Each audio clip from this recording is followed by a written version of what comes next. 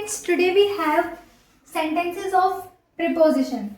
Sentences of preposition में हमारे पास क्या चीज़ होती है कि preposition में at, to, for, of, these, all these are prepositions. तो हमें क्या करना है, इन prepositions के sentences बनाने हैं. हम हर preposition के 2 sentences बनाएंगे. So first is at. हमारे पास एट है तो you meet me at home. First हमारा क्या बन जाएगा, you meet me at home. इसी तरह से हम एट को यूज करते हैं एक सेंटेंस में. नेक्स्ट इज कि अगर हम एट का एक और सेंटेंस बनाना चाहें तो look at this. Look at जो हमारा प्रीपोजिशन है वो पूरे सेंटेंस में आना चाहिए. ओके, तो लुक एट दिस बुक. तो हमने जो हमारा प्रीपोजिशन है वो हमारे एक सेंटेंस के बीच में यूज कर लिया है.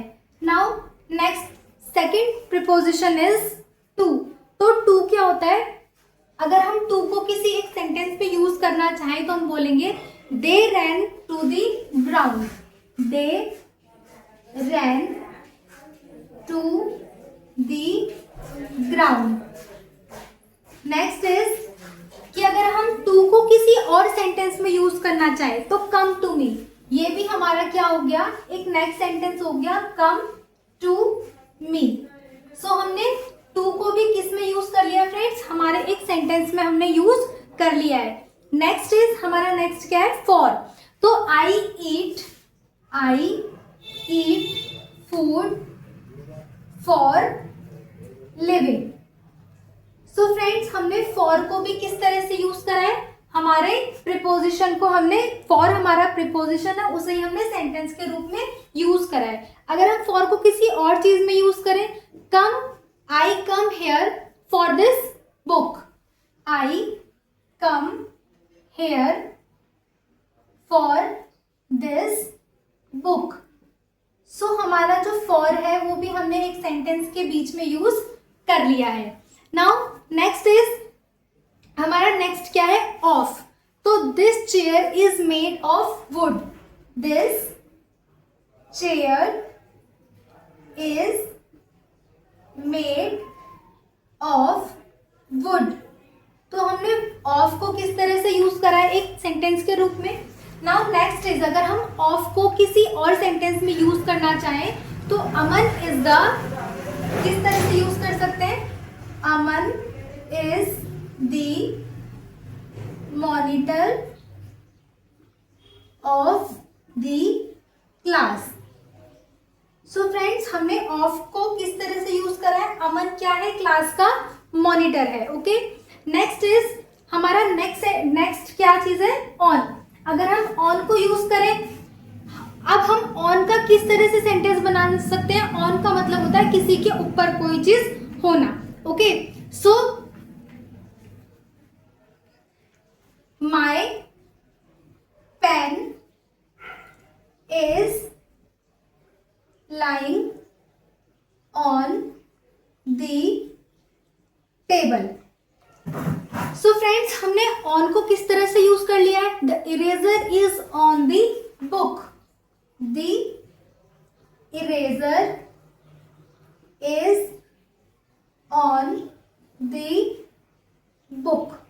सो friends it is the very simple sentence कि हमने ऑन को किस तरह से यूज करा है, मेरा जो पेन है वो टेबल के ऊपर है और इरेजर जो है वो बुक के ऊपर है. Okay, now next sentence is in. अगर हम इन का यूज करें तो इनको किस तरह से यूज कर सकते हैं, इन मतलब क्या होता है, अंदर.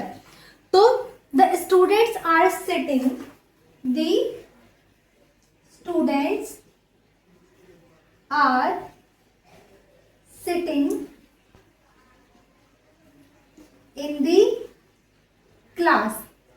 ओके, तो बच्चे जो है वो क्लास के अंदर बैठे हैं. Next is the water was very low in the jug. तो हम किस तरह से लिख सकते हैं, the water was very low in the jug. Okay, so friends हमने अभी तक एट, टू, फॉर,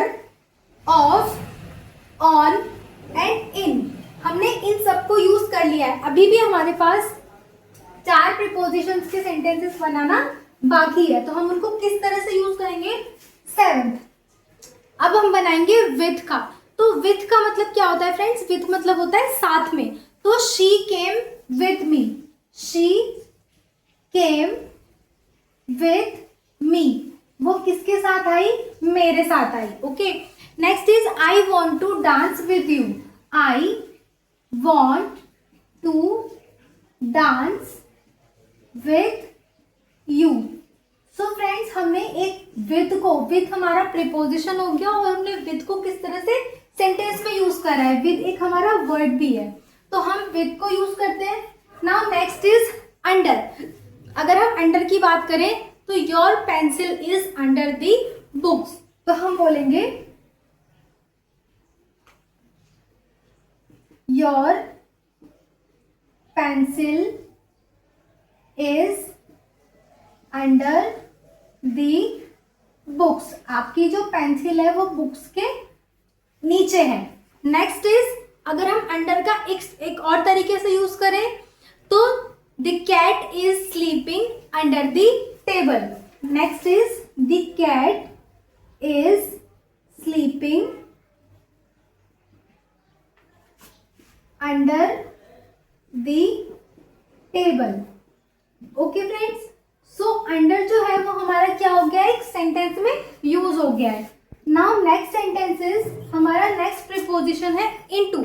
अगर हम इनटू की बात करते हैं तो वो किस तरह से हम लिख सकते हैं उसको?